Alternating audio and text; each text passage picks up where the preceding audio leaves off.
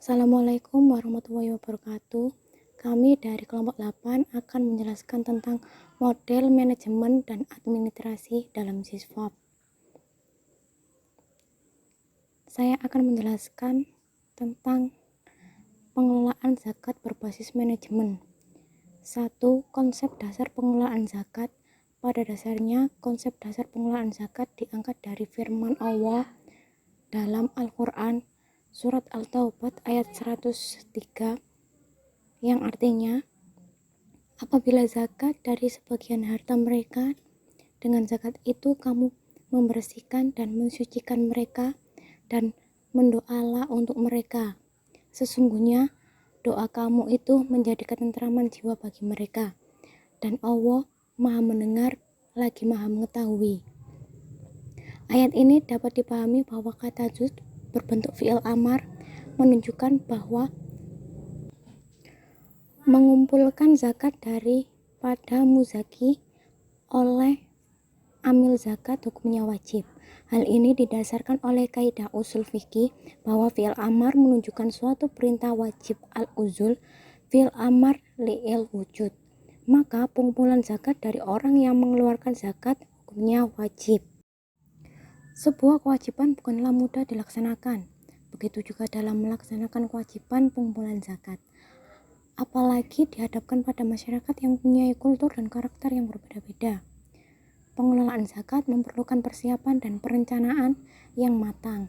Semua aktivitas dan faktor-faktor terkait dengan aktivitas tersebut mesti terencana, terorganisir, bahkan terkontrol dan dievaluasi tingkat capaiannya.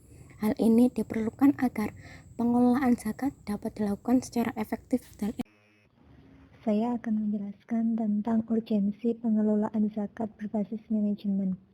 Yang pertama, urgensi manajemen dalam pengelolaan zakat. Para ulama berbeda pendapat mengenai tata kelola dan manajemen dalam pengelolaan zakat. Meskipun demikian, pengumpulan zakat berbasis manajemen merupakan suatu kebutuhan dalam masyarakat modern. Kredibilitas suatu lembaga amil zakat sangat tergantung pada kemampuannya mengelola zakat secara profesional dan transparan. Sebab, selama ini para muzaki umumnya lebih suka menyampaikan zakat secara langsung kepada mustahik. Pembayaran zakat masih banyak dilakukan sendiri-sendiri, mengikuti tradisi yang berlaku secara turun-temurun. Tanpa pemahaman yang utuh, belum dikelola secara modern dan terorganisir, pemanfaatan dan pendistribusiannya belum merata, dan belum berdaya guna dalam pemberdayaan potensinya untuk mengentaskan kemiskinan. Untuk memberikan kepercayaan kepada masyarakat, Basnas telah memberikan penjelasan tentang kompetensi yang harus dimiliki dan dikembangkan agar mendapat kepercayaan dari masyarakat. Yang pertama, pelayanan prima. Bagi muzaki dan mustahik dengan komitmen memberikan pelayanan yang tepat, cepat, benar dengan penanganan keluhan baik.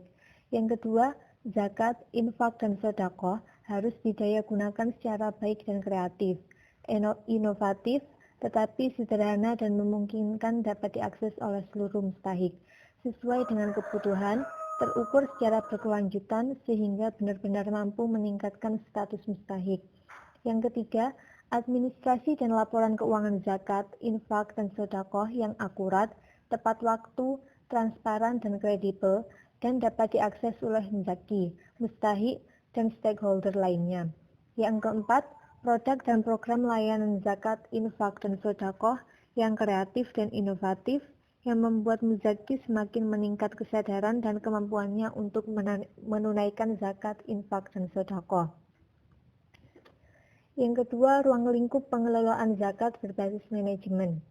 Keempat konsep manajemen di atas yaitu perencanaan, pengorganisasian, pengarahan, pengontrolan dapat digunakan dalam mengelola zakat. Masing-masing dapat dijabarkan sebagai berikut. Yang pertama, perencanaan. Dalam mengelola zakat, diperlukan perumusan dan perencanaan tentang apa saja yang akan dikerjakan oleh pengelola badan zakat, yaitu amil zakat. Bagaimana pelaksanaan pengelola zakat yang baik, kapan mulai dilaksanakan, di mana tempat pelaksanaannya, siapa yang melaksanakan, dan perencanaan-perencanaan lain. Yang kedua, perencanaan atau organizing. Dalam pengelolaan zakat, pengorganisasian sangat diperlukan. Hal ini terkait dengan koordinasi pemanfaatan sumber daya manusia dan sumber daya zakat yang telah dikumpulkan oleh lembaga zakat. Yang ketiga yaitu penggerakan actual-link. Dalam pengelolaan zakat atau actual-link memiliki peran strategis dalam pemberdayaan kemampuan sumber daya amil atau pengelola zakat. Sebab dalam pengelolaan zakat, penggerakan memiliki fungsi sebagai motivasi, sehingga sumber daya amil zakat memiliki disiplin kerja yang tinggi. Yang keempat yaitu pengawasan. Dalam pengelolaan zakat, kewajiban yang harus dilakukan setelah tahapan-tahapan manajemen adalah pengawasan. Proses kontrol merupakan kewajiban yang terus-menerus harus dilakukan untuk pengecekan terhadap jalannya perencanaan dalam organisasi, termasuk dalam pengelolaan zakat.